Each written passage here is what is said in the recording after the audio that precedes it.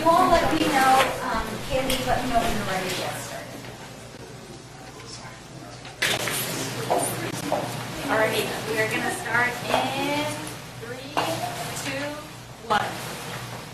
Well, good afternoon, everyone. Thank you all for being here. Very grateful for your response and your participation.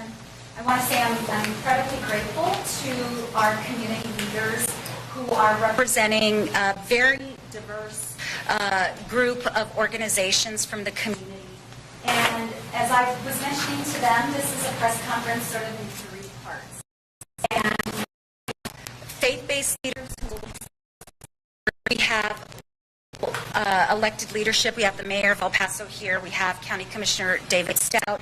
And we have organizations actively working to address one of the more immediate crises that our community is facing right now. Homelessness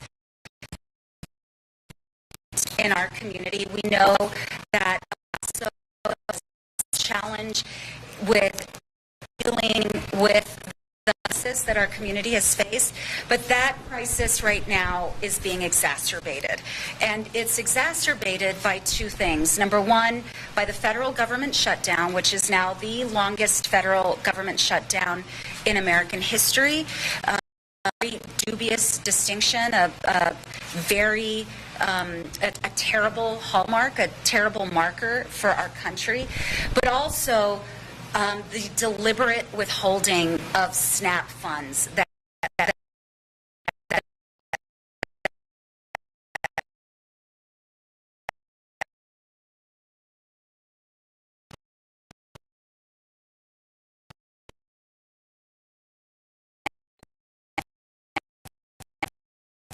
qualify.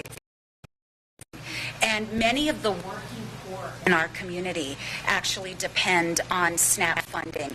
It helps them to bridge all that they have to pay for with limited funds, with lower salaries, and being able to put food on the table for themselves and their family members.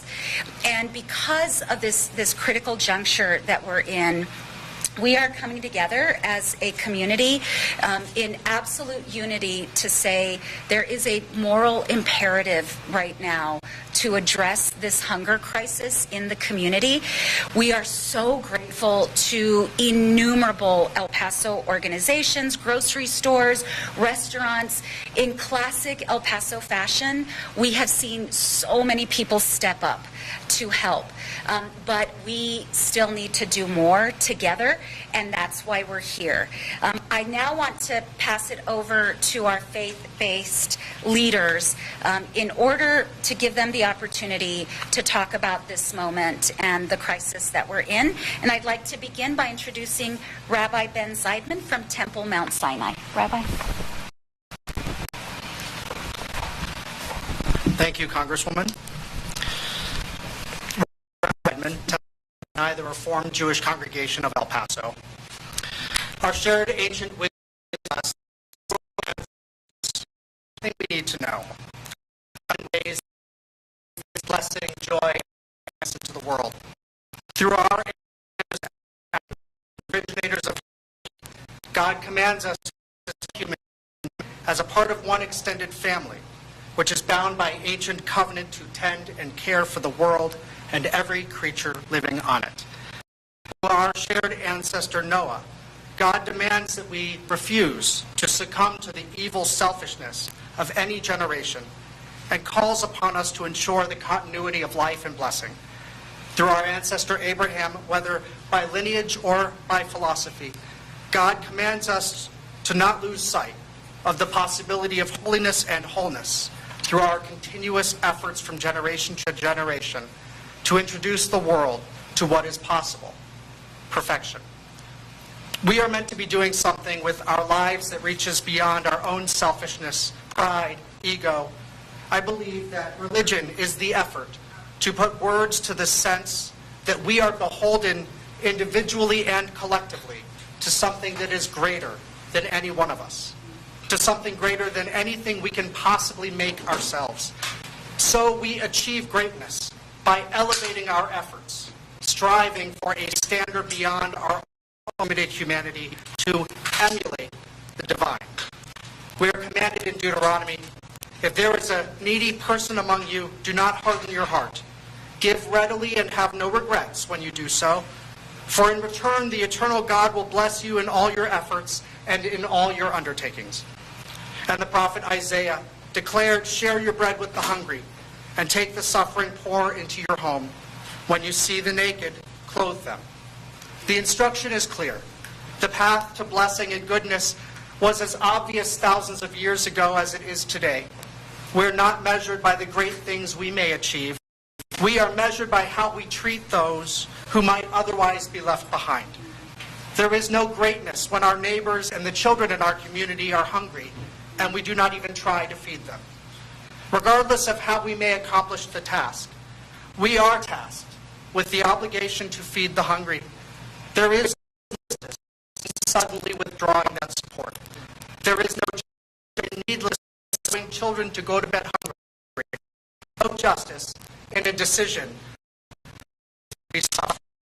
It's not a part of the soul. How go about our day when others are hungry? How can we have any hope in the future of our when down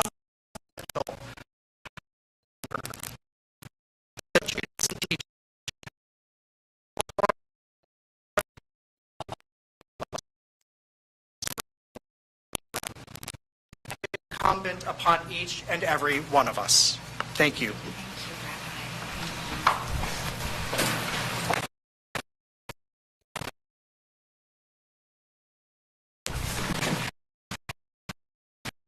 My name is Patricia.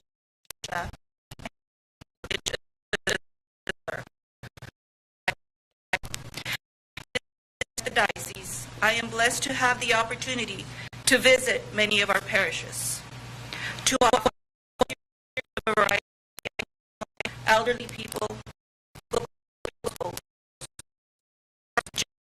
enough to across our diocese. Every parish the call of the gospel to respond to the need, either through food pantries, meal programs, or simple acts of care that remind people that they are not forgotten. Today, our community faces an even greater challenge. The federal government shutdown has resulted in only partial funding of SNAP benefits. Many of our families depend on this support, now find themselves in even more great need. When those benefits are reduced or delayed, our parish food pantries feel the impact immediately. Volunteers who already serve week to week are now seeing even longer lines and deeper needs. As a church, we are deeply concerned. These are not distant problems or statistics. These are our neighbors, our parishioners, our friends. Our Catholic faith teaches that the true measure of a society is how it treats its most vulnerable members. Scripture reminds us, whatever you did for one of these least, you did for me. While our parishes will always open their doors and share what they have, charitable work cannot replace the reach of programs like SNAP. Hunger is not just an economic issue. It is a moral one, and it calls for both compassion and justice. Caring for those in need is not just a part of our faith. It is the very mission that defines who we are. Our community and our leaders to strengthen their families to live with dignity and hope. No one should ever face the painful choice between feeding their children, paying rent, or buying necessary medicine. I also invite everyone to reach out to their local parishes and ask how they can help, whether through donations, volunteering, or simply offering your time. Every act of kindness makes a difference. Together, as the El Paso community, we stand beside those who are struggling and that no everyone is left without enough to eat. Thank you.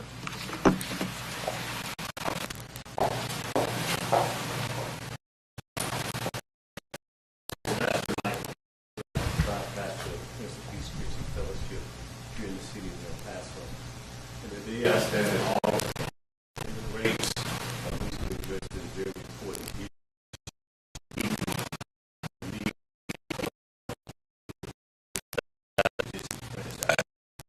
Measure as people well we relate. When you there's a more in action. Is dead. The opportunity to change the perceptions are concerning the faith community.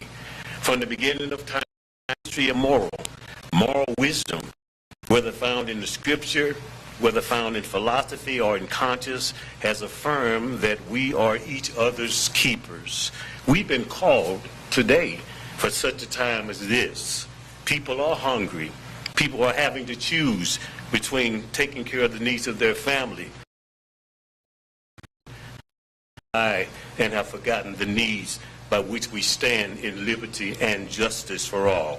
To care for those less fortunate is to affirm that every human life carries a sacred worth. The hungry, the broken, them, that have reminded how fragile life can be and how deeply interwoven our lives we are. Suffer, we all suffer. I find myself tossing and turning in this season as I news and I watch our leaders forget about this path to poverty.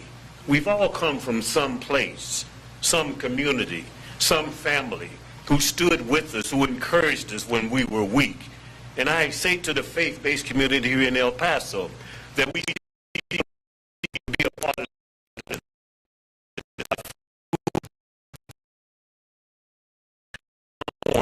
the sense of urgency for such a time the world in a city that sits upon a hill that cannot be hid. I implore you that you be real in your quest to make a difference and to leave a legacy of hope as we continue to journey forward. Thank you so much.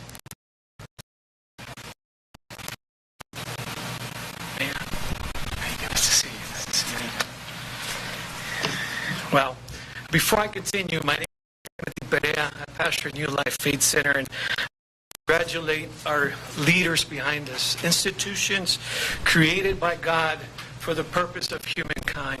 And today, as a pastor, as a faith leader, I come as an El Pasoan, a native here from El Paso.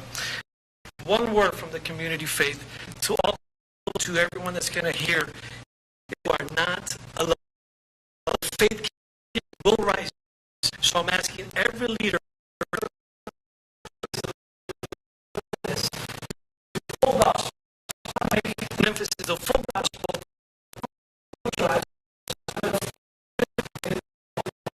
Particularly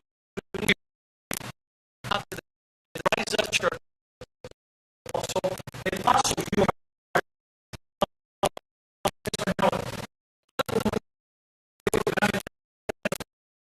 que se han levantado enfrente de esta crisis que estamos enfrentando. Y hoy me presento no como pastor o comunidad de fe, líder, pero como alguien del Paso que nació aquí. Y quiero provocar a mis hermanos que tienen comunidad de fe, que tienen iglesia. Es tiempo de predicar el evangelio completo, que no únicamente es el aspecto espiritual, sino el aspecto físico. Y una cosa sí quiero dar como mensaje a toda nuestra comunidad, de que no están solos. Este equipo, con las instituciones que están aquí presentes, vamos a responder a la causa en unidad, porque en la unidad es donde nace las fuerzas. Once again, thank you very much. God bless. Thank you, Pastor. Those are incredibly powerful words, and I want to thank our faith leader and the incredibility of Church of God and other faith organizations lead this community, especially in some of our we Catholic days, and I want to publicly thank Bishop Seitz for team for education. We can introduce the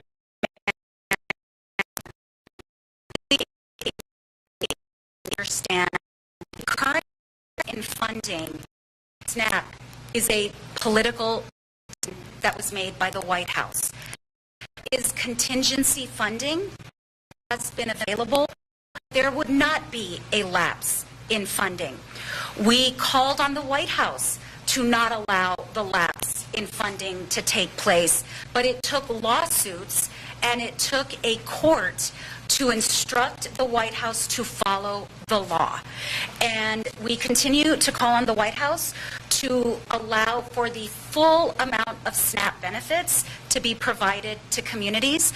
And I would urge Governor Greg Abbott to do what other states have done, is fill in the gap while the court order is fulfilled by the Trump administration.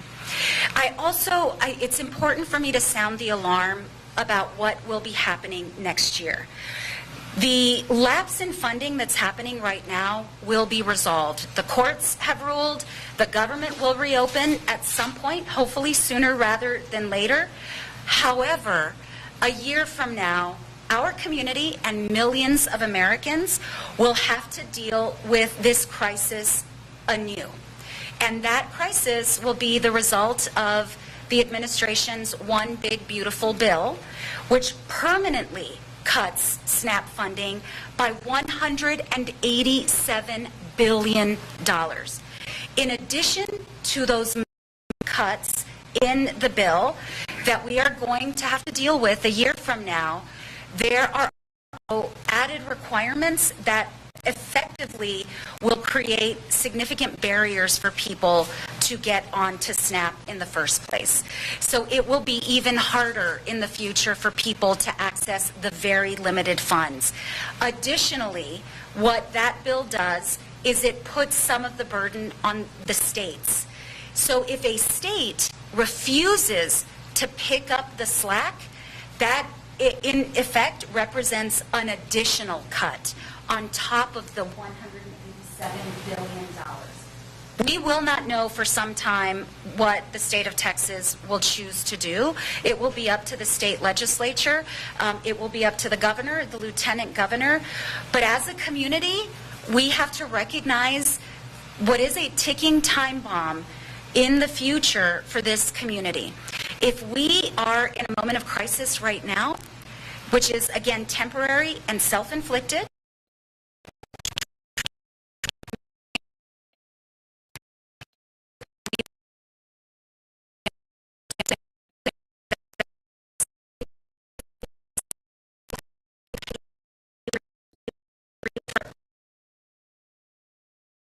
by the federal government, we see a return in economic activity of $1.50. That means it helps fuel grocery stores. It helps fuel agriculture. This is federal funding that will cause, the loss of which next year will cause a ripple effect of pain throughout the community and throughout the country. I now want to turn it over to our leader at the City of El Paso, Renard Johnson.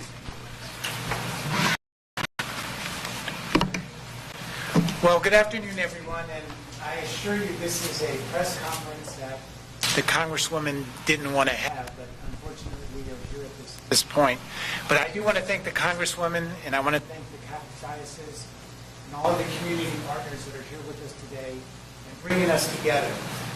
But we are here because no one in our city should have to wonder where their next meal is coming from. For many of us in this room, we woke up this morning without the additional worry or anxiety of where our next meal would come from. This is not the case for many El Pasoans. Imagine a mother and father with kids having to wake up not knowing how they're going to be able to feed their kids. This is unthinkable in 2025. Food insecurity doesn't always look like what people imagine.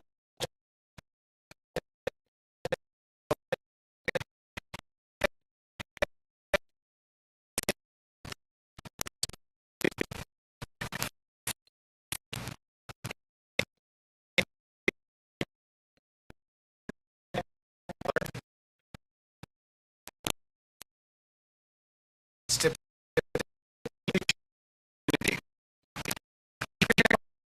thousands of face tough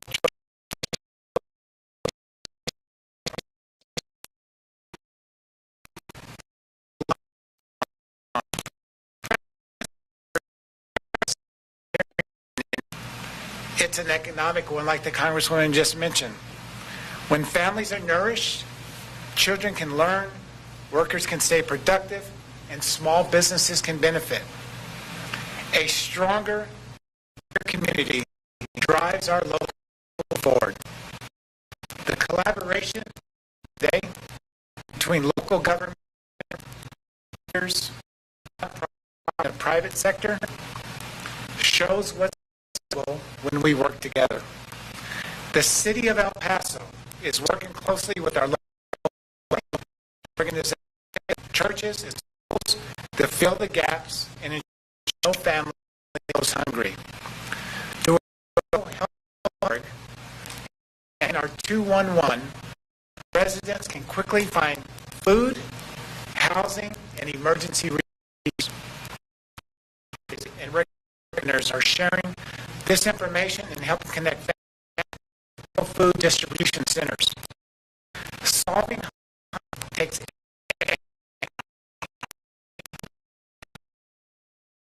committed to working with all of you to ensure that no one in El Paso goes hungry. Working together, we can build a city where every resident, regardless of zip code, background, or ethnicity, has a chance to thrive. Again, I want to thank the Congresswoman and everyone, all of our community partners that are here today, and we will get through this. And I assure you, like I said in the beginning, this was not a press conference that she wanted to call, but we cannot let anyone in this community go hungry. And I thank you for that, Congresswoman. Thank you. Commissioner?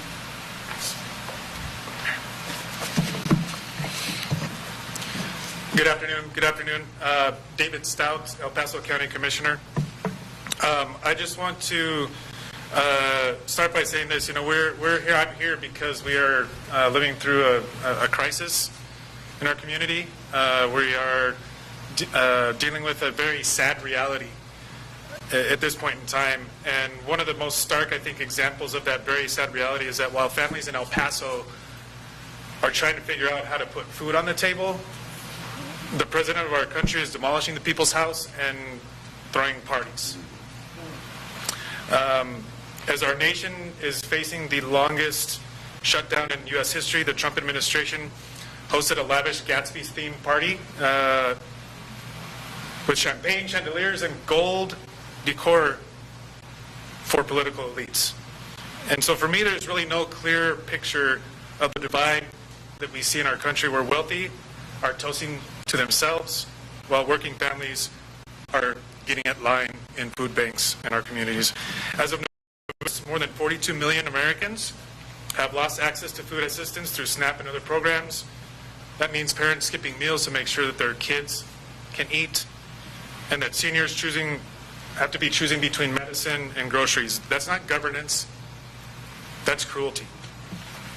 And here in El Paso, we're feeling it in real time.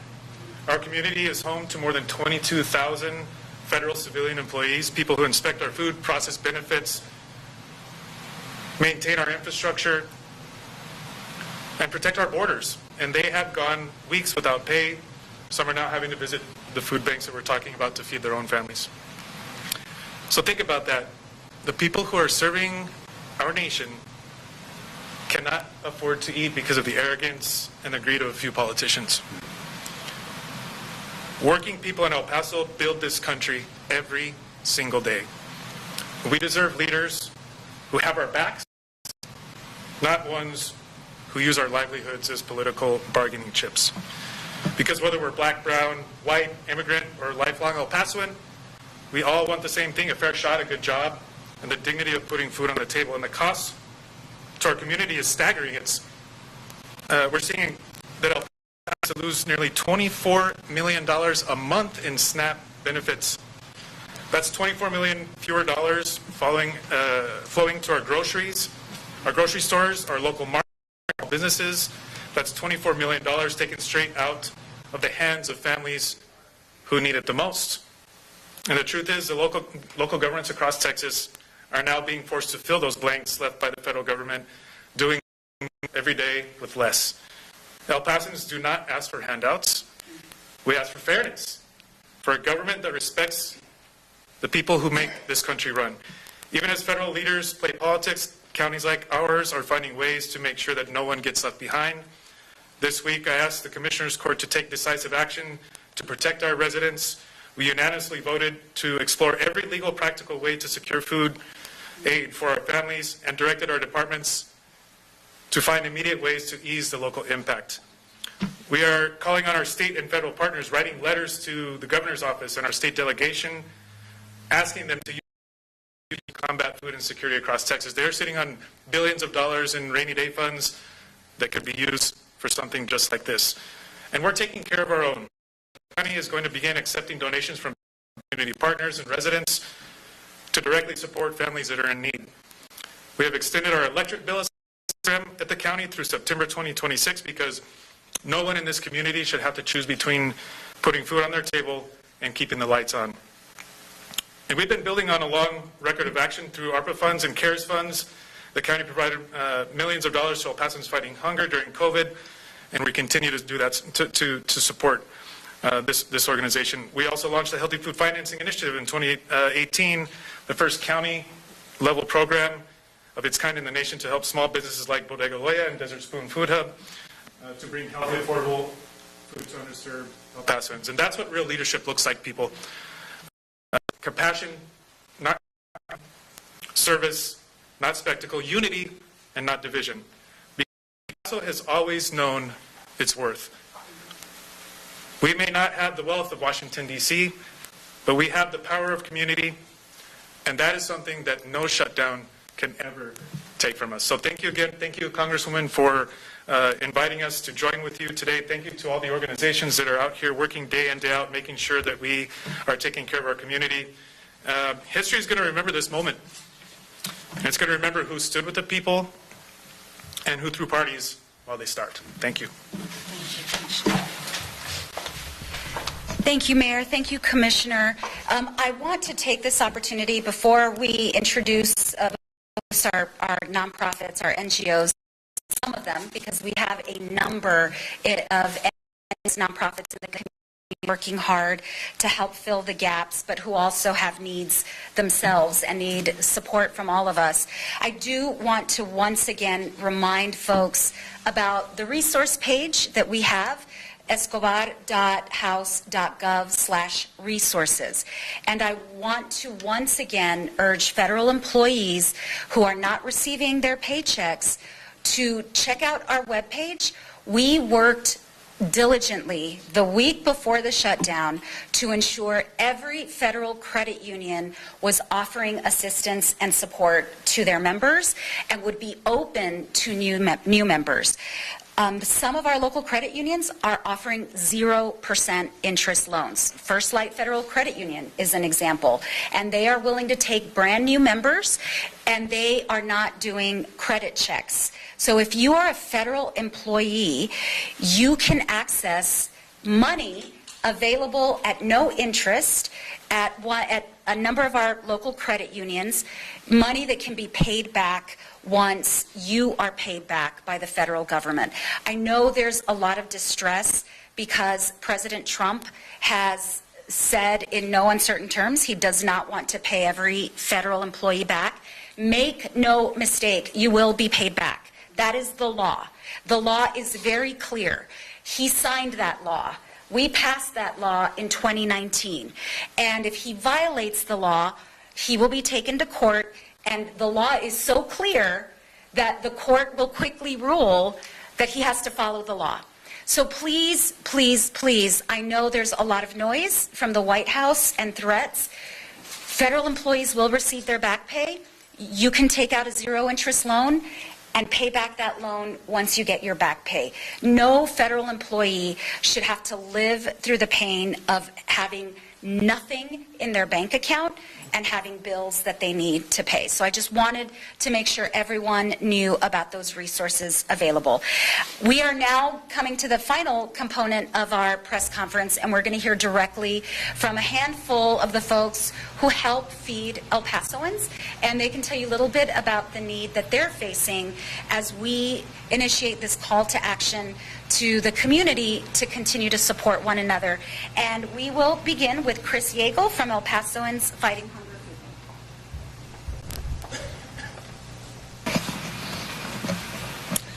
Bank. Again, Chris Yeagle, El Pasoans Fighting Hunger Food Bank. Thank you, Congresswoman, for the invitation. If I could just encourage the leaders here for a moment. I believe we are dealers in hope, and there is no such that we need more hope that I've been a part of in recent memory.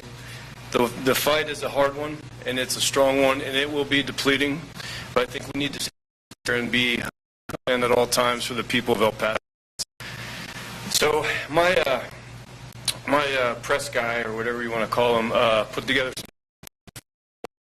some, but standing up here, I changed him. And I know he's probably sweating through his T-shirt right now as he watches this, but I'm just going to speak more firmly from the heart. I was a soldier a time ago. I was a United States Army military police captain right here at Fort Bliss, and our motto in the MP Corps was assist, protect, defend. And so I have a real pain for injustice, and I'm seeing injustice among the people of El Paso right now, especially the ones that aren't sure where their next meal is coming, the ones who can't put food on the table at all, the ones who are experiencing food insecurity for the first time. It really fires me up to quote a soldier. So at a point we've done, we told the machine, so to speak. We necessarily prepared for the scale of this event. However, I want to assure you that we're responding. My team is one of the working innovatively to find new funding sources, methods, food sources, boxes. So let me cover that.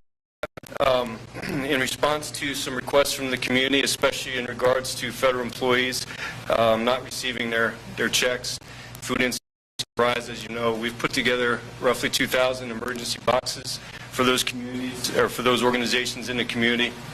We've delivered most of those, and we're working on more. We've purchased enough food thanks to some fortuitous timing with grants, and also from support of many of the leaders you see up here, to the tune of the amount where we can put together about 10,000 more emergency boxes. We're still ahead of this. I want to assure you that. We are also looking at different programs. We're learning from this as we go. We're responding in the moment, but we're learning how to prepare for a longer fight. Hopefully it's resolved quickly, but we'll be ready. Let me tell you how you can help. So George Bernard Shaw said the greatest use of life is to spend it on something that will outlast it. And I believe that wholly. So we are not going to do this together, though my staff is great, and though we are the point of impact for food in the community, I believe we're not going to do it alone. We need you. First thing you can do is you can go to elpasoansfightinghunger.org. You can become a part of our donor family. You could use the funds to get food and to get ahead, further ahead of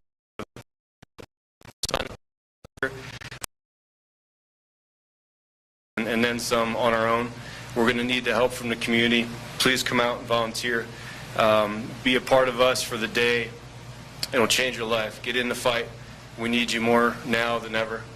And if I can leave you with a closing thought, hunger is a formidable enemy. It has plagued the earth from the beginning of time, and it will surely be around until the end. But together, as El Pasoans fighting hunger, we will stand, we will take ground, and even in the end, this enemy will bleed. Thank you.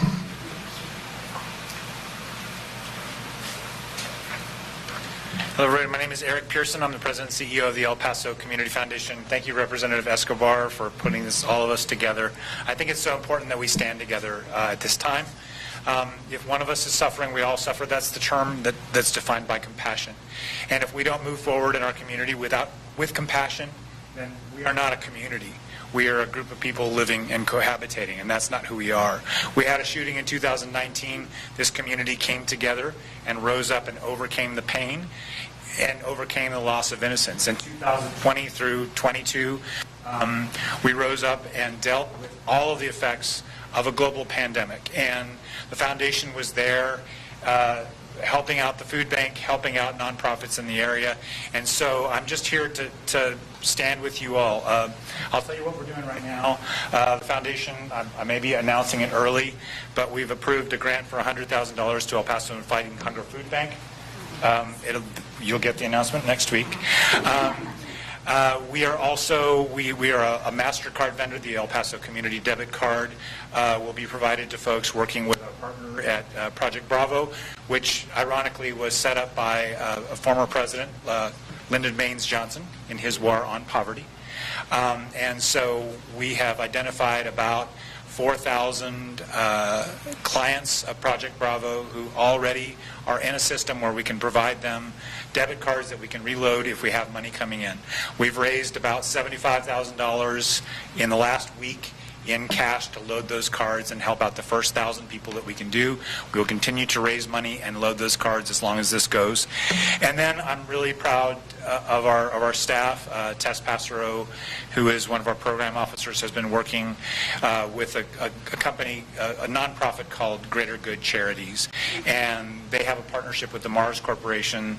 So today I learned that we will have 100 pallets of food and pet supplies and hygiene supplies being delivered to our new warehouses that we are occupying at the city of El Paso in partnership with them.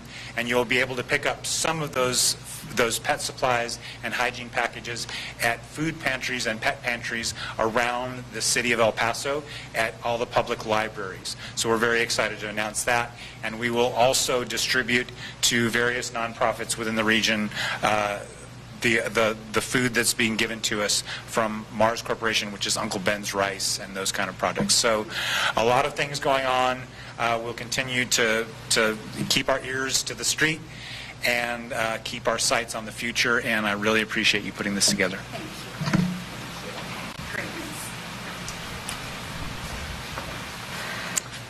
Congresswoman, thank you.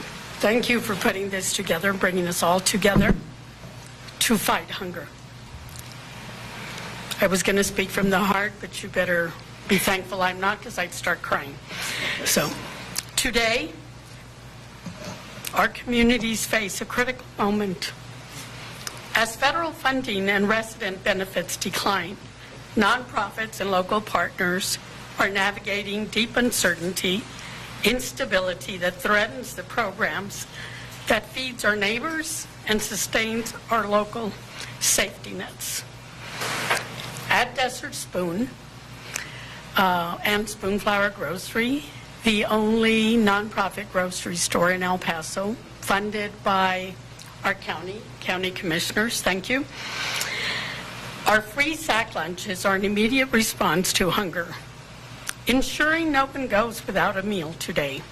At the same time, we continue to invest in long-term, community-based solutions that strengthen food security across the region, supporting local growers, expanding food access points, and promoting sustainable food systems.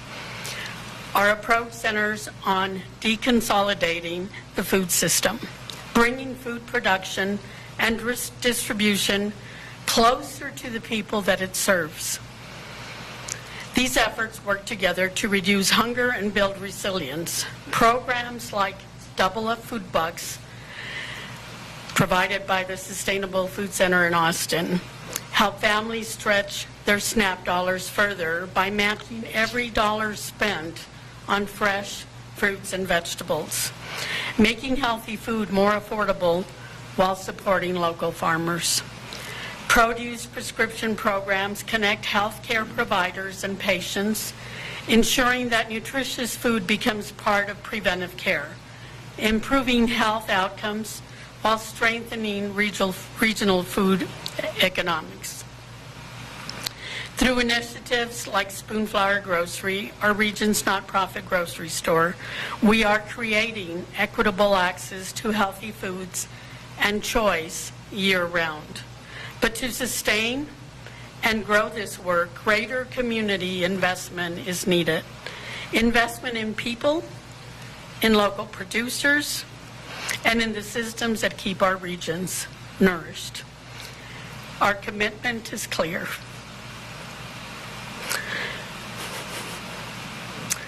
We will not allow funding uncertainties to become food uncertainties. Through collaboration, innovation, and shared responsibility, we can ensure that every resident has to thrive. Thank you.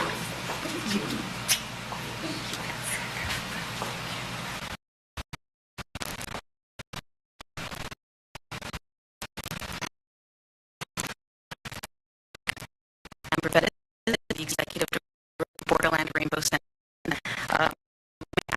Why the queer stands here to talk about food insecurity as we talk about these incredibly terrible things, and is because Borderland Rainbow Center partners with El Paso and Fighting Hunger. We have a food pantry. We are one of the top 6 partners with El Paso and Fighting Hunger. I want to really kind of stress that we moved over 1.3 million pounds of food in 2023. We are a queer organization who serves the most marginalized and vulnerable parts of our community. We are members of one of the most marginalized and vulnerable parts of our community, and we give.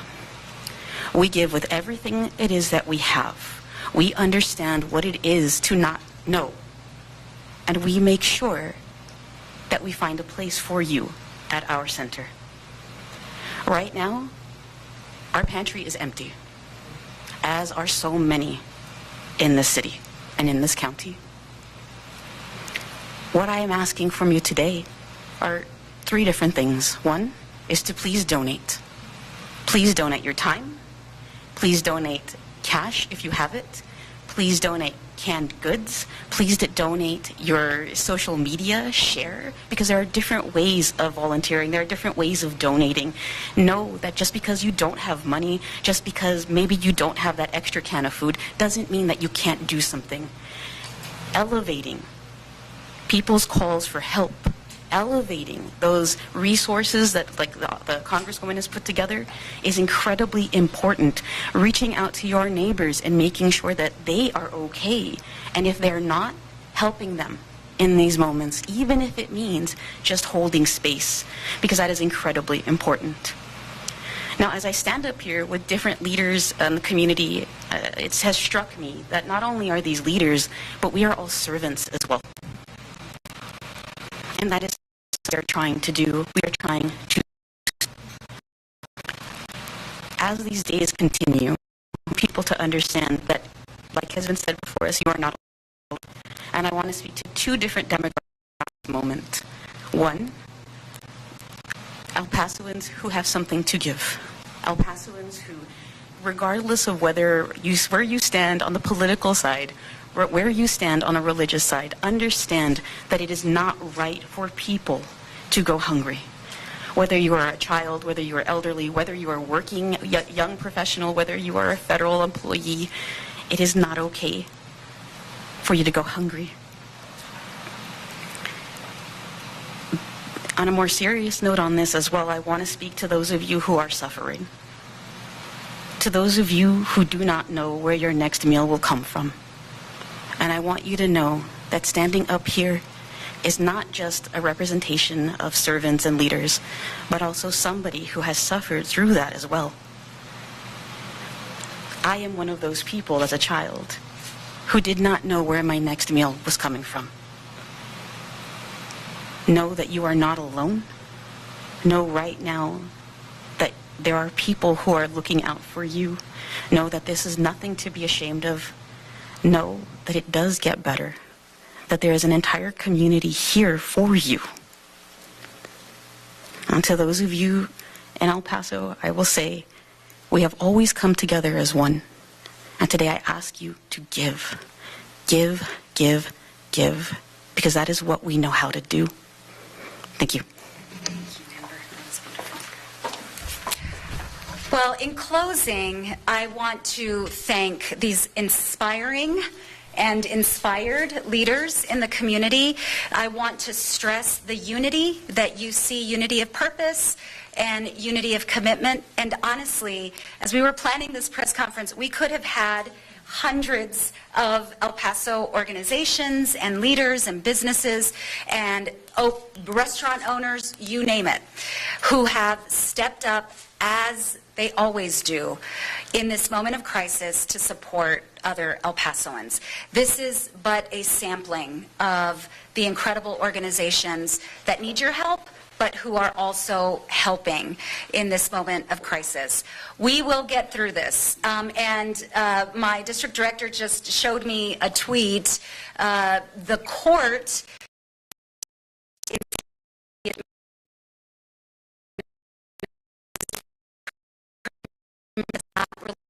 funds order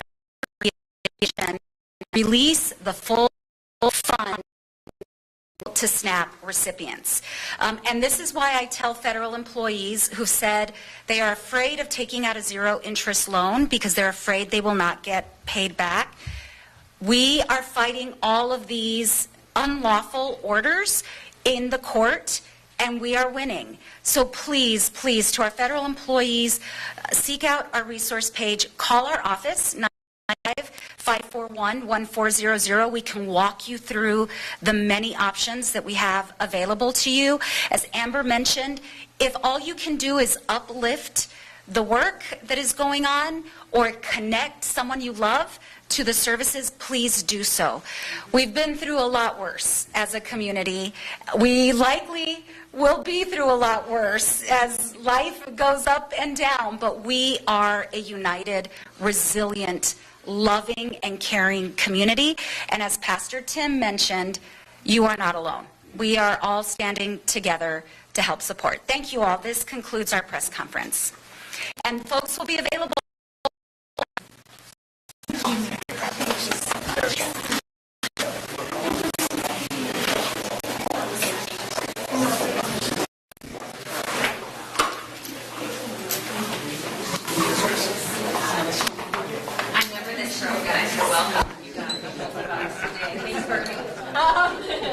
I was telling him right now, like, I have to right now.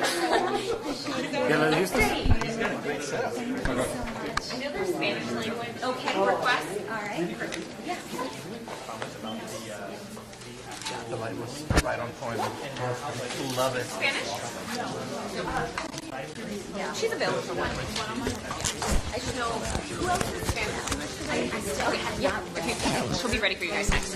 Thanks for being here. So I should more full summer comment. I really do need to take a look at it. But as per usual, the court in this instance and a number of other instances has pointed out the lawlessness of this administration and is forcing them to comply with the law. The money is SNAP funding. There was no reason for counties. You good? Oh, they're calling you. Yeah, if you do that, you're at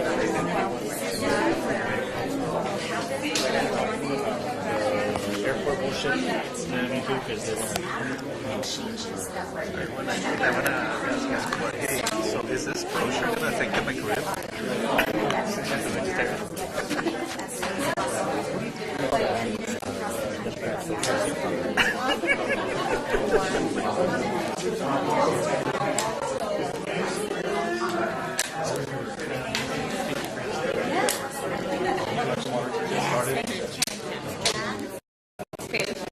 When you're ready.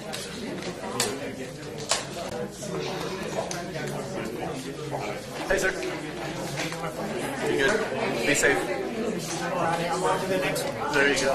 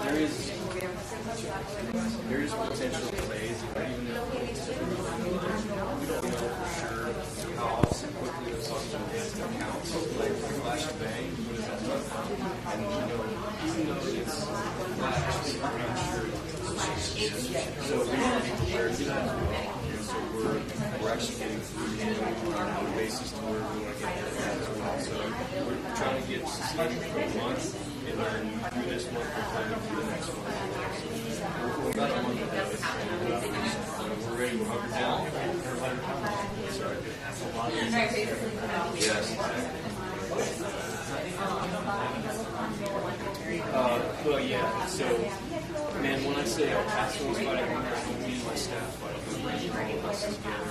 I really use your support out there in the community with donations. We have a match program going on right now. It's a 100% match. So that means if you're a new donor, you get $10. It becomes 100, becomes 200. With that extreme, magnification of your donation, you can really go get a lot.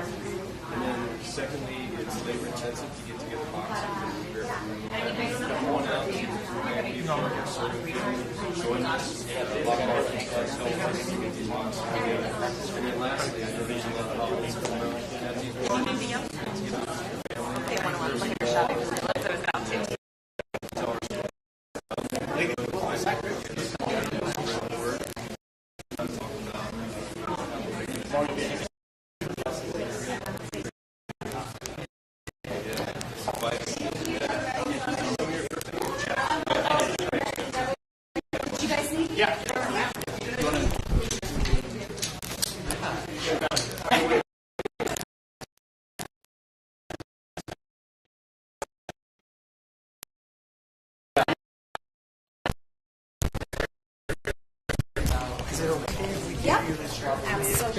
Absolutely.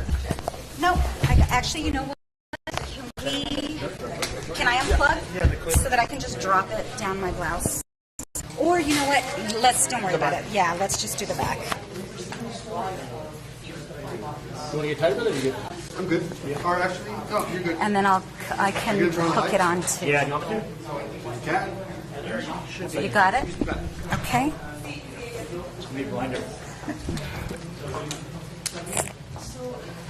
Okay. Thank you. Perfect. Thank you. That's good. Okay, I'll look right at you. Okay. Okay, I'm rolling. Just for the record, can you get your name and your title, please? Veronica Escobar, Congresswoman for El Paso. So tell me, you just saw that ruling from Yeah. the judge in Rhode Island. Do you think, though, the Trump administration is going to carry that out? I mean, we saw the social permit ruling. Yeah. A lot of Texans have not received their benefits yet. Yeah. It should be abundantly clear to everyone, especially with this court ruling and the intensity with which it was delivered, that what the Trump administration has been doing by withholding SNAP funds is illegal. And we've been saying it from the get-go. The money is there. It was a choice for the federal government to withhold these dollars. I surely hope that if the Trump administration refuses to comply and refuses the court holds him in, puts the Secretary of Agriculture in jail,